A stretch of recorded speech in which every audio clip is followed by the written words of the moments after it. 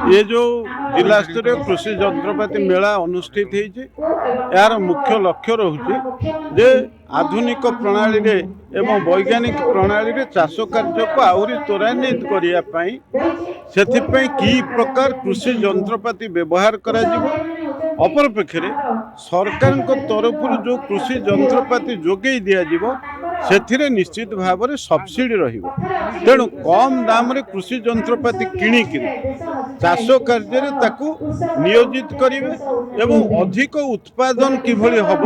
से व्यवस्था को करेंगे। तेणु से दृष्टिकोण आज आम देखुचे आम देशर कृषिजात सामग्री एवं आम राज्य ठू आम जिला पर्यंत सबुठी कृषि उत्पादन बढ़ी आमर खरीफ फसल हो रबी फसल हो अर्थकरी फसल हो डाली जातीय फसल यार चाहिदा बढ़ी एवं विशेष भाव में आमर युवश्रेणी जो मैंने कृषि प्रति अधिक आग्रह प्रकाश करुन आस्ते आस्ते से आग्रह प्रकाश कले अधिकंतु से किभली भाव में कृषिजात सामग्री अधिक करी द्वारा जो सरकार सर्वनिम्न सहायक मूल्य रही जरिया लाभवान हेबे कृषि जंत्रपाति पाइकरी सब्सिडी पाइकी से लाभवान हेबे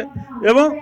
आर्थिक विकास रे सेमानंकर समृद्धि हवा संगे देशर समृद्धि हम ये कथा को जानते तेणु कृषि